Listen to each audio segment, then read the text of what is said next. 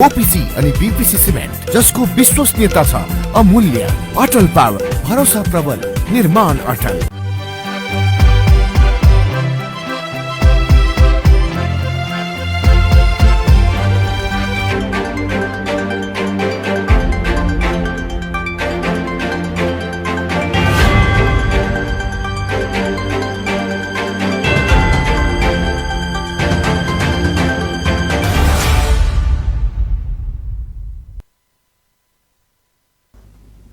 नमस्कार, राज्य खबरमा स्वागत छ।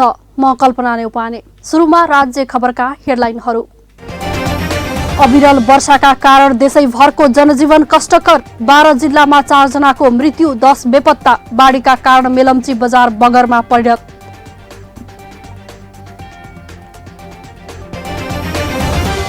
मनसुन सुरु भएसँगै आएको वर्षाका कारण लुम्बिनी प्रदेशका पहाडी क्षेत्रमा पहिरो। तराईका जिल्ला डुबानमा सिद्धार्थ राजमार्गको 50 मिटर सडक बगायो। रूपन्देहीको तिलोत्तमाद्वारा नीति तथा कार्यक्रम सार्वजनिक। स्वास्थ्य, शिक्षा, कृषि र पूर्वाधारलाई पहिलो प्राथमिकता। भारतको आन्ध्र प्रदेशमा सुरक्षाकर्मी र माओवादी बीच भिडन्त। कम्तीमा 6 जना माओवादीको मृत्यु।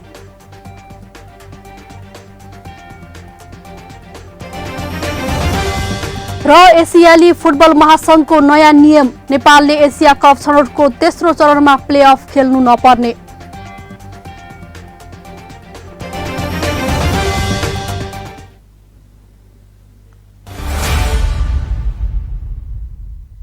नेपाल गुणस्तर चिन्ह प्राप्त अटल पावर, ओपीसी तथा बीपीसी सिमेन्ट। मूल्यमा होइन, गुणस्तरमा विश्वास गर्नुहोस्। सस्तो सिमेन्टको प्रयोग गरेर आफ्नो निर्माणलाई कमजोर नबनाउनुहोस्। अटल पावर, ओपीसी अनि बीपीसी सिमेन्ट जसको विश्वसनीयता छ अमूल्य। अटल पावर, भरोसा प्रबल, निर्माण अटल।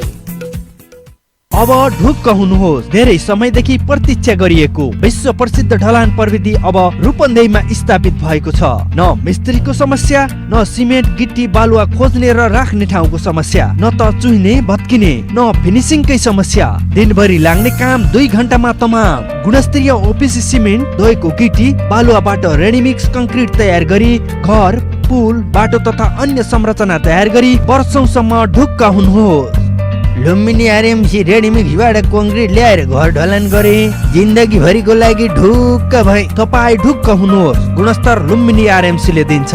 लुम्बिनी रेडीमिक्स कंक्रिट प्रणाली, तिलोत्तमा 12, मङ्गलापुर, रूपन्देही। फोन 071 562 391, मोबाइल 98 570 35 966 र 98 026 52 956। लुम्बिनी रेडीमिक्स कंक्रिट प्रणाली। अब खबर विस्तारमा। अविरल वर्षाका कारण देशभरको जनजीवन कष्टकर बनेको छ। पहिरो र बाढीका कारण वितण्डा मच्चाएको छ।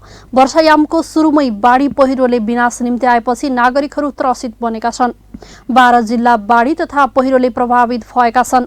गृह मन्त्रालयका प्रवक्ता जनकराज दाहालले दिएको जानकारी अनुसार हालसम्म 4 जिल्लामा एक गरी कुल 4 जनाको मृत्यु भएको छ।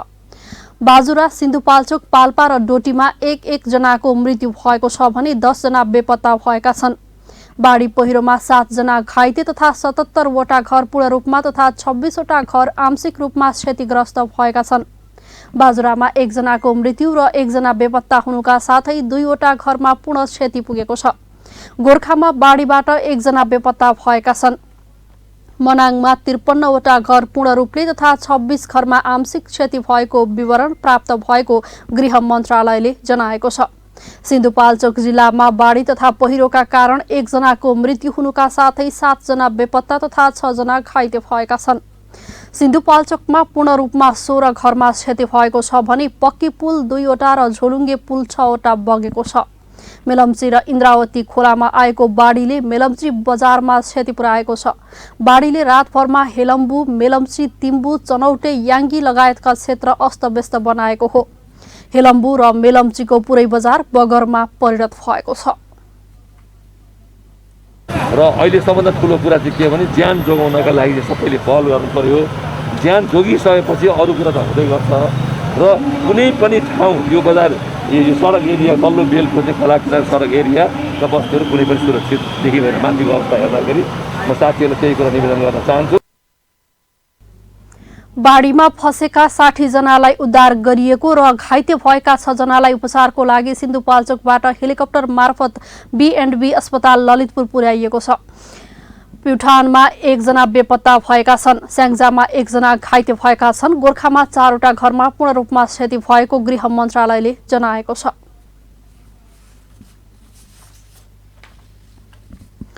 लगातारको वर्षाका कारण लुम्बिनी प्रदेशका पहाडी क्षेत्रमा पहिरो गएको छ भने तराईका जिल्ला डुबानमा परेका छन्। 3 दिनदेखिको लगातार वर्षा भएपछि पूर्व पश्चिम राजमार्ग, सिद्धार्थ राजमार्ग र जिल्ला सदरमुकाम जोड्ने सडक अवरुद्ध भएका छन्। लुम्बिनी प्रदेश ट्राफिक प्रहरी कार्यालय बुटवलका अनुसार सिद्धार्थ राजमार्गको दर्जनौं ठाउँमा पहिरो जाँदा हिजोदेखि अवरुद्ध भएको छ। आज बिहान मात्रै आधा दर्जन ठाउँमा पहिरो खसेको लुम्बिनी प्रदेश ट्राफिक प्रहरी कार्यालय बुटवलका प्रहरी नायब उपरीक्षक डिली नारायण पाण्डेले बताउनुभयो। सिद्धार्थ राजमार्गको सिद्धबाबा क्षेत्रमा पहिरो खस्ने क्रम जारी छ। वर्षासँगै खसेको पहिरोले सिद्धार्थ राजमार्ग अन्तर्गत पाल्पा बुटवल सडक खण्डको तानसेन नगरपालिका 8 गौडे पुल नजिकै झण्डै 50 मिटर सडक बगाएको छ। तिनाउ गाउँपालिका कालीमाटीमा पहिरो खसेको छ। वर्षाका कारण पाल्पा रेडी, पाल्पा रामदी, पाल्पा आर्यहन्जाङ सहित गाउँ जोड्ने सडक अवरुद्ध भएको छ। यस्तै गोरुसिङ्गे सन्धिखर्क सडक खण्ड अवरुद्ध हुने र खुल्ने क्रम जारी छ। सन्धिखर्क 3 फुदबाङमा पहिरो गएको प्रहरीले जनाएको छ। प्युठान भालुबाङ सडकमा पनि पहिरोले सडक पूर्ण रूपमा बन्द छ। गुल्मी रेडी तम्घास सडक पनि अवरुद्ध भएको छ। पूर्व पश्चिम राजमार्ग अन्तर्गत बुटवल सुनवल सडक हिजोदेखि नै अवरुद्ध भएको छ। बुटवल र देवदह नगरपालिकाको सीमा क्षेत्रमा निर्माणाधीन कल्भर्टका लागि बनाइएको डाइभर्सन बगाएपछि सवारी साधन आवतजावतमा पूर्ण रूपमा बन्द भएको छ। यता लगातारको वर्षाले तिनाउ नदीमा पानीको सतह ह्वात्तै बढेपछि केही बस्तीमा बाढी पसेको छ। नदी अतिक्रमण गरी बस्ती नै बसेकाले तिनाउमा आएको बाढीले 4000 को घर जोखिममा परेको छ। गैराती तिनाउको बाढी बस्तीमै पसेपछि बुटोल 11 पवित्र नगरका 11 परिवारलाई अन्यन्त्र सारिएको छ। लुम्बिनीका कपिलवस्तु, दाङ, नवलपरासीमा डुबान भएको छ। रूपन्देहीको मर्चवारमा बाढी गाउँ पस्ने जोखिम भएपछि 2 स्थानमा सडक भत्काइएर डाइभर्सन गराइएको छ। सडक भत्काइएपछि सिङ्गो मर्चवार क्षेत्रमा सडक सम्पर्क टुटेको छ। नारायणी, बाणगंगा, भेरी, कालीगण्डकीमा पानीको सतह ह्वात्तै बढेको छ। कोभिड महामारीमा सुरुदेखि नै सहयोग गर्दै आएको रूपन्देहीमा क्रियाशील संस्था प्रतिमान निमा स्मृति प्रतिष्ठानले अहिले कोभिड-19 विरुद्ध लड्न 13 वटा सरकारी अस्पताललाई स्वास्थ्य सामग्री वितरण गर्न सुरु गरेको छ। भैरहवा स्थित प्रतिमा निमा स्मृति प्रतिष्ठानले दोस्रो चरणको महामारी समुदाय स्तरमा फैलिरहेका कारणले राज्यलाई सहयोग पुर्याउने उद्देश्य सहित प्रोजेक्ट होप ल्याएको छ। बुधबार भैरहवामा पत्रकार सम्मेलनको आयोजना गरी प्रतिष्ठानले कार्यक्रमबारे जानकारी गराएको हो। ऑक्सीजन कन्सन्ट्रेटर 10 लिटर 90 थान, ऑक्सीजन सिलिन्डर 115 थान, मेडिकल टेन्ट 5 थान, बाइपैक मशीन 5 थान, आईसीयू बेड 5 थान, पीपी सेट 2200 थान, सैनिटाइजर 1150 लिटर, सर्जिकल मास्क 12000 थान, सर्जिकल ग्लोव्स 2000 थान, फेस शील्ड 4000 थान, सर्जिकल क्याप 4000 थान। लुम्बिनी प्रदेशमा रहेका लुम्बिनी, राप्ती र भेरी प्रादेशिक अस्पताल, भीम अस्पताल भैरहवा, पृथ्वीचन्द्र अस्पताल परासी, कपिलवस्तु अस्पताल तौलिहवा, रामपुर अस्पताल पाल्पा, गुल्मी अस्पताल तमघास, अर्घाखाँची अस्पताल सन्धिखर्क, प्युठान अस्पताल बिजुवार, रोल्पा अस्पताल लिभाङ, रुकुम अस्पताल रुकुम पूर्व र बर्दिया अस्पताल गुलेरियालाई उक्त सामग्री प्रदान गरिने भएको हो। प्रतिष्ठानकी कार्यकारी निर्देशक स्वाति थापाले यस परियोजना अन्तर्गत लुम्बिनी प्रदेशका 3 वटा प्रादेशिक अस्पताल र 10 वटा जिल्ला अस्पताललाई स्वास्थ्य सामग्री प्रदान गरिन लागि जानकारी दिनुभयो। 3 वटा प्रादेशिक अस्पताल र 10 वटा जिल्ला अस्पताल गरी 13 वटा सरकारी अस्पताल, 12 वटा लुम्बिनी प्रदेशमा वितरण गरिने कार्यक्रम रहेको छ।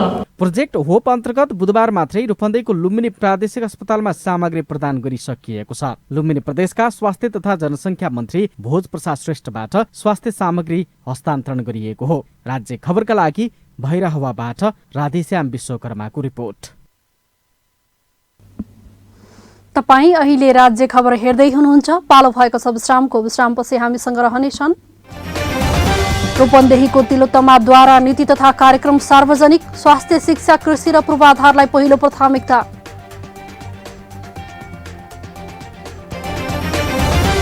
भारतको आन्ध्र प्रदेशमा सुरक्षाकर्मी र माओवादी बीच भिडन्त, कम्तीमा 6 जना माओवादीको मृत्यु।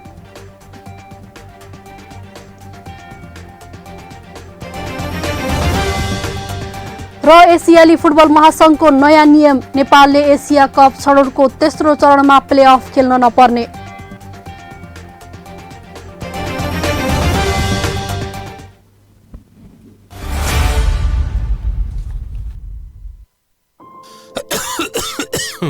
खोक्न फेरि सुरु भयो है।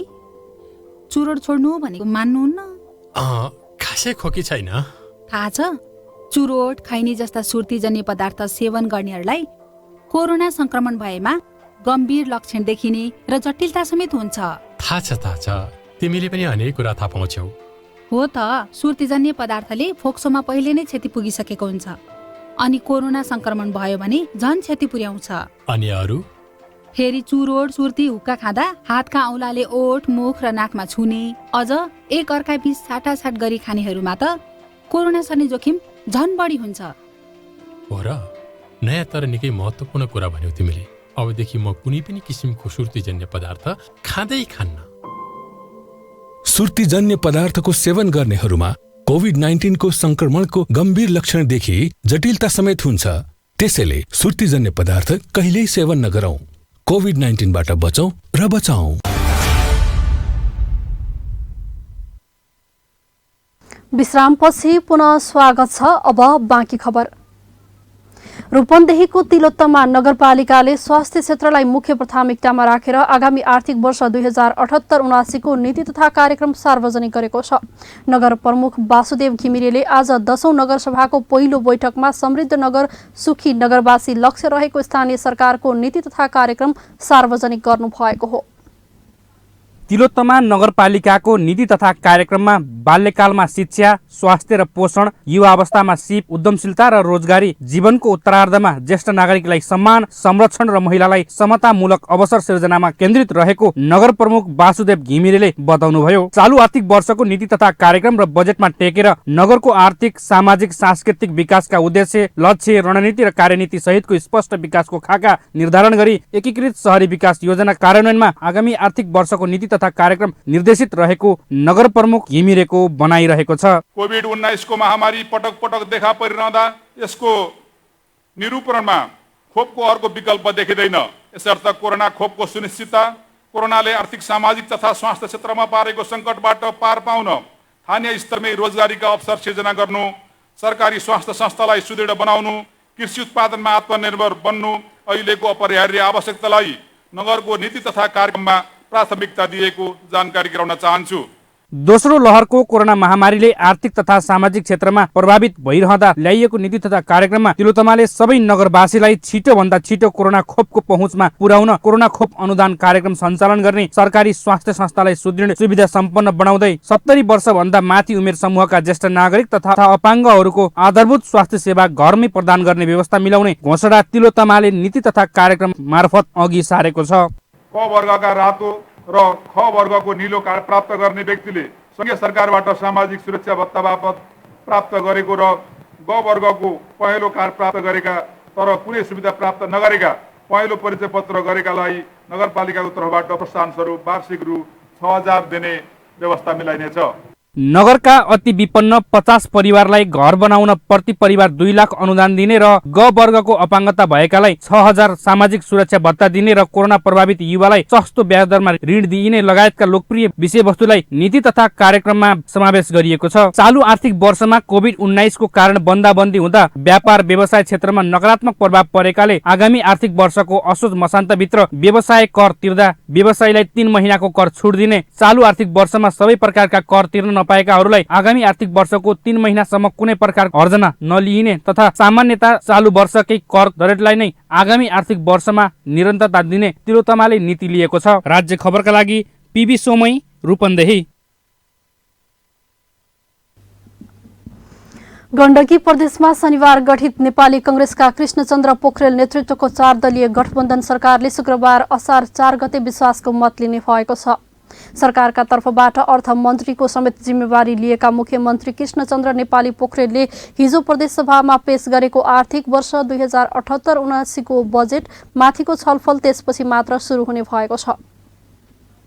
हाम्रो जो गठबन्धन हामी छौँ, हिजो जो 31 सदस्य भएर हामीले जसरी आफूलाई प्रस्तुत गर्यौँ त्यो चाहिँ अहिले पनि इन्ट्याक्ट छ। तर के भने प्रक्रिया चाहिँ टुङ्ग्याएर जाँदा राम्रो हुन्छ भन्ने एउटा हाम्रो निष्कर्ष निक्लियो। यस अर्थमा हामीले चाँडै नै लिनु खोजेको। जुन समय माने जति हामीलाई टाइम मिल्यो, यहाँहरूलाई थाहा छ 1 दिनभित्रमा हामीले नीति तथा कार्यक्रम तयार गरेका छौँ। त्यस्तै 1 दिनमा बजेट तयार गरेका छौँ। यसरी गर्दा निश्चित रूपमा यो समयले गर्दा केही कमी कमजोरी भयो होला, त्यो मैले 100% ठिक छ मैले भन्दैन। तर हामीले जे बजेट ल्याएका छौँ एकदम जनताको आकांक्षा अनुसारै आएको बजेट छ। सरकारले विश्वासको मत लिने सूचना प्रदेशसभा सचिवालयमा मंगलबार दर्ता भइसकेको छ। सचिवालयले शुक्रबारको संसद बैठकमा विश्वासको मत माग्ने कार्यसूची तय गरेको छ। संविधानको धारा 168 को उपधारा 5 अनुसार मुख्यमन्त्रीमा नियुक्त भएका पोखरेलले 30 दिनभित्र विश्वासको मत लिनुपर्छ। तर बजेट माथिको छलफल र मन्त्रालय विभाजनमा समेत अन्यल भएपछि विश्वासको मत छिटो लिएर सरकार अगाडि बढ्ने मनस्थितिमा पुगेको हो। सरकार गठन भएको 1 हप्ता नपुग्दै मुख्यमन्त्रीले विश्वासको मत लिने भएका हुन्। संयुक्त गठबन्धनमा स्वतन्त्र 1 सांसद सहित 31 सांसद छन्। सरकारले विश्वासको मत लिएपछि मात्रै बजेटको छलफल सुरु गर्नेछ। कुल 60 सदस्यीय गण्डकी प्रदेशसभामा राष्ट्रिय जनमोर्चाका कृष्ण थापा पदमुक्त भएपछि सांसद संख्या 59 कायम भएको छ। मुख्यमन्त्री पोखरेलले सरकार जोगाउनको लागि अहिलेको स्थितिमा 30 सांसदको विश्वास प्राप्त गरे हुन्छ। नेपालमा यसपटक मनसुन सक्रिय भएसँगै सरकारले उच्च सतर्कता अपनाउन सबैलाई आग्रह गरेको छ। दाङ पनि बाढी पहिरो र डुबान हुने जिल्लामा पर्दछ। जिल्लाको देउखुरी क्षेत्र र बबई नदी किनारको बस्ती डुबान र बाढीको जोखिम भएको क्षेत्र हो भने पहाडी क्षेत्रमा बाढीसँगै पहिरोको पनि जोखिम छ। जोखिमसँगै दाङ प्रशासन लगायत स्थानीय तहले पनि जोखिमबाट बस्न आवश्यक तयारी थालेको बताएको छ। कोरोना कहरसँगै मनसुन सुरु हुँदा विगत 4 दिनदेखि लगातार वर्षात भइरहेको छ। दाङमा गत वर्ष वर्षातकै कारण पहिरोमा परेर 2 जनाको मृत्यु भएको थियो भने अविरल वर्षाका कारण धेरै घरहरू भत्किँदा करोडौँको क्षति भएको थियो। आज पनि राप्ती नदीको बाढीमा फसेका 4 जनालाई सकुशल उद्धार गरिएको छ।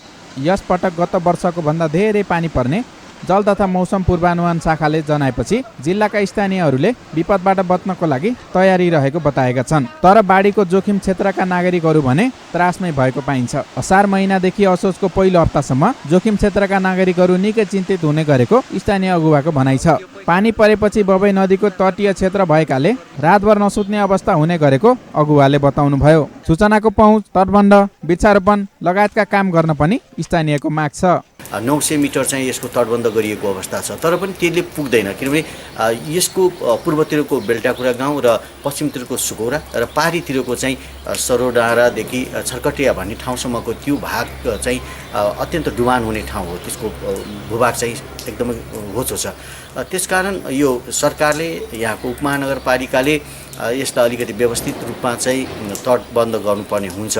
दोस्रो कुरा चाहिँ यहाँ नदी किनारको क्षेत्र जुन बालुवा भएको क्षेत्र छ, किनारा क्षेत्र छ, त्यसमा राम्रो किसिमले सामुदायिक वनले चाहिँ काम गर्नुपर्ने देखिन्छ।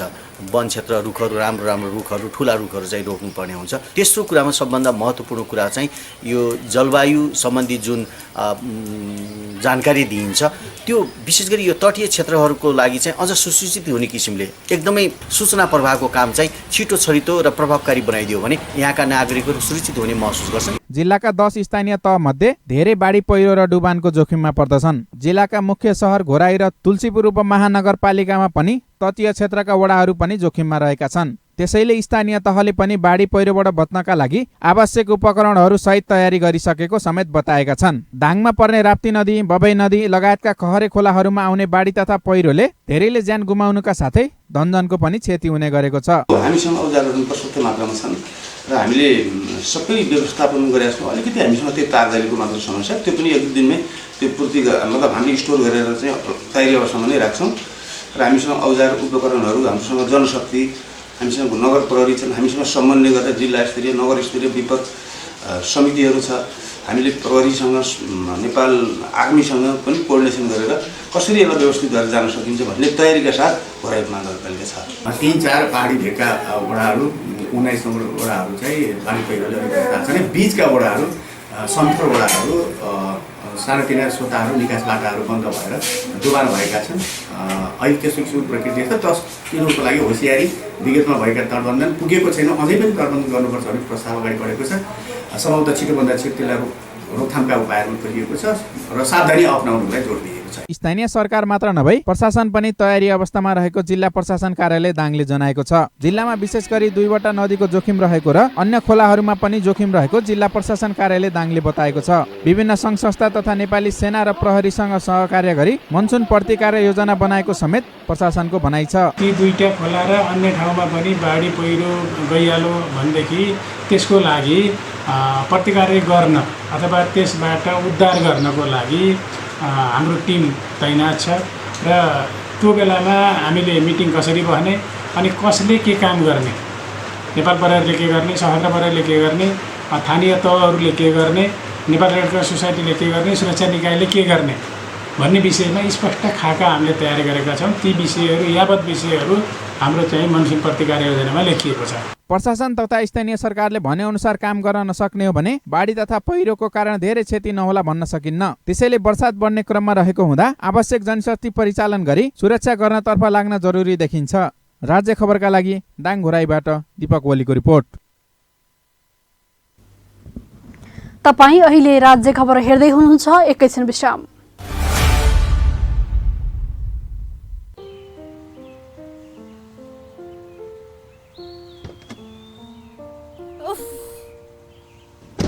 तिमीले फेरि चुरोट खान थालेको? कुर्दा कुर्दै एउटा मात्रै? जति भन्यो नि मान्दैनौ, जान्न म कतै नि। एकछिन कुर्दा पनि। सरी बाबा, सरी, गल्ती भयो। तिम्रो कसम, अबदेखि खान्न। बरु जाउँ कतै लन्च खान। चुरोट, हुक्का, खैनी जस्ता सुर्तीजन्य पदार्थ पूर्ण रूपमा निषेध भएको रेस्टुरेन्टमा मात्रै जान्छु म।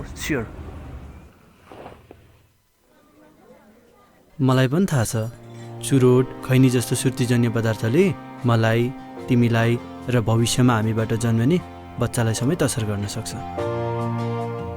धूम्रपान तथा सुर्तीजन्य पदार्थको सेवन कहिल्यै नगरौं। आफ्नो स्वास्थ्यप्रति आफै सजग र जिम्मेवार बनौं।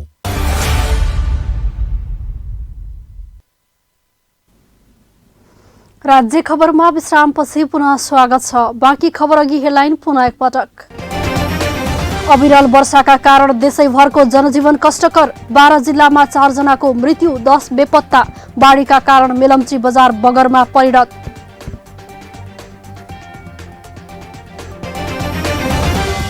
मनसुन सुरु भएसँगै आएको वर्षाका कारण लुम्बिनी प्रदेशका पहाडी क्षेत्रमा पहिरो। तराईका जिल्ला डुबानमा सिद्धार्थ राजमार्गको 50 मिटर सडक बगायो। रूपन्देहीको तिलोत्तमाद्वारा नीति तथा कार्यक्रम सार्वजनिक। स्वास्थ्य, शिक्षा, कृषि र पूर्वाधारलाई पहिलो प्राथमिकता। भारतको आन्ध्र प्रदेशमा सुरक्षाकर्मी र माओवादी बीच भिडन्त। कम्तीमा 6 जना माओवादीको मृत्यु।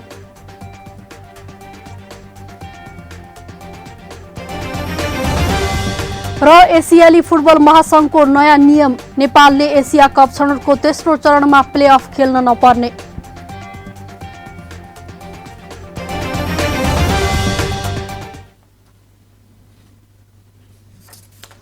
अब बाँकी खबर। सरकारले यही असारको 25 गतेसम्म कर बुझाउन व्यवसायीहरूलाई निर्देशन दिएको छ। सर्वोच्च अदालतले बाटो खुला गरेसँगै आन्तरिक राजस्व विभागले सूचना निकालेर कर बुझाउन ताकेता गरेको हो। विभागले वैशाख, जेठ र असार महिनाको कर तथा विवरण असार 25 गतेसम्म तिर्दा कुनै जरिवाना नलाग्ने सूचनामा उल्लेख गरेको छ। वैशाख महिनाको भ्याट विवरण, आयकर, अन्तशुल्क र गैर कर शीर्षकका कर तिर्ने म्याद पनि असार 25 गते नै तोकिएको छ। 25 गतेसम्म कर नतिरे जरिवाना लाग्ने विभागले जनाएको छ। यसअघि सर्वोच्च अदालतले निषेधाज्ञा भर कर उठाउने सूचना ननिकाल्न सरकारको नाममा अन्तरिम आदेश दिएकोमा हिजो भने कर उठाउन सूचना तोक्न सक्ने गरी आदेश दिएको थियो।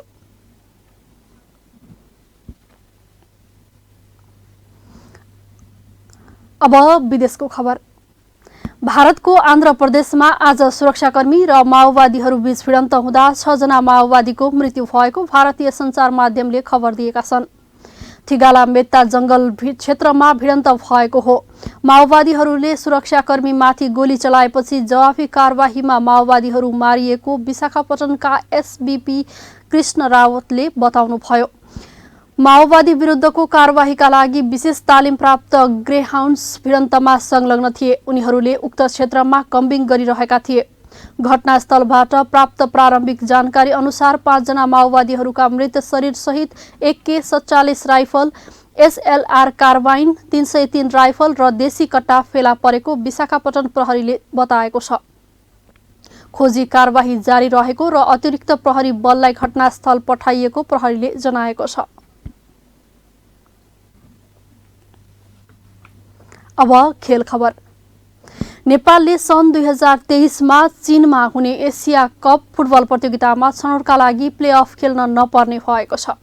एसियाली फुटबल महासंघ AFC को नयाँ नियम अनुसार नेपालले अब एसिया कप छनौटको तेस्रो चरणको खेल खेल्नेछ। विश्वकप 2022 र एसिया कप 2023 को दोस्रो चरणको छनौट खेल सकिएपछि एफसीले बुधबार एसिया कप छनौटको तेस्रो चरणको खेल खेल्ने टिमको नाम सार्वजनिक गरेको छ। एसियाली क्षेत्रको छनौट खेलेका 8 समूहका शीर्ष 8 टिम र दोस्रो हुने मध्ये उत्कृष्ट 4 टिमसँगै आयोजक चीन सिधै एसिया कपका लागि छनौट भएका छन्। त्यसबाहेक छनौट खेलमा दोस्रो हुने 3 टिम, तेस्रो हुने र चौथो हुने 8 टिम अनि पाँचौं हुने मध्ये उत्कृष्ट 3 टिम गरी 22 टिमले एसिया कपको तेस्रो चरणको छनौट खेल खेल्नेछन्। यसअघि चौथो हुने 8 मध्ये उत्कृष्ट 4 टिम मात्रै तेस्रो चरणमा छनौट हुने र बाँकीले प्लेअफ खेल्न पर्ने AFC को नियम थियो। एसिया कप छनौटका लागि कुल 24 टिमले प्रतिस्पर्धा गर्नेछन्।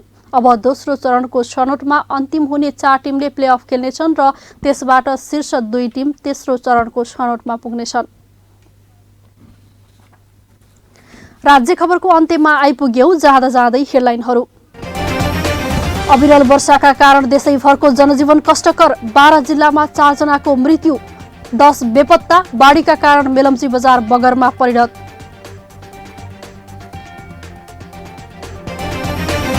मनसुन सुरु भएसँगै आएको वर्षाका कारण लुम्बिनी प्रदेशका पहाडी क्षेत्रमा पहिरो, तराईका जिल्ला डुबानमा सिद्धार्थ राजमार्गको 50 मिटर सडक बगायो। रूपन्देहीको तिलोत्तमाद्वारा नीति तथा कार्यक्रम सार्वजनिक, स्वास्थ्य, शिक्षा, कृषि र पूर्वाधारलाई पहिलो प्राथमिकता।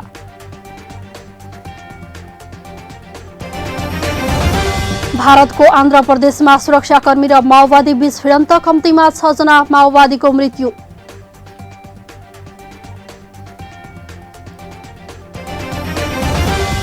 र एसियाली फुटबल महासंघको नयाँ नियम, नेपालले एसिया कप छनौटको तेस्रो चरणमा प्लेअफ खेल्न नपर्ने।